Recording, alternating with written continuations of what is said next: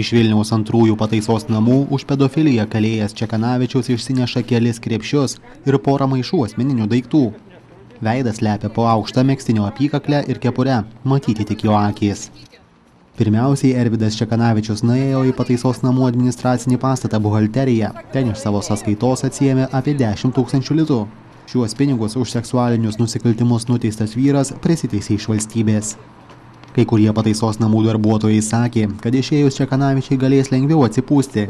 Esą šis nuteistasis buvo itin pamėgęs rašinėti įvairiausius skundus apie būtus ir nebūtus dalykus. Nepripažindavo ir visuomet skųsdavo teismų jiems skirtas nuobaudas. Nuo pataisos namų Arvydas Čekanavičius išvažiavo taksi automobiliu.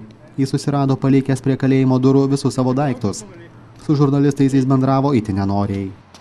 Aš siūlau jums pakviesti mane į studiją, tiesiog į eterį. Ir tada pakalbėtume. Į laisvę Arvydas Čekanavičius išeina atsidėjęs bausmę už 15-mečio paauglio tvirkinimą. Su juo vyras susipažino traukinyje, prisistatė teismo medicinos ekspertu, vėliau chirurgu, pasikvietė į svečius. Kai prievartautojas buvo sulaikytas, į teisėjsaugininkus kreipėsi dar vienas nukentėjęs jaunuolis. 18-metis pasakojo, kad Čekanavičius jį prigirdė vaistų ir patenkino savo aistrą. Anksčiau už lytinius nusikaltimus Arvydas Čekanavičius baustas ne kartą. Aurimas Račiukaitis, L-Rytas LT.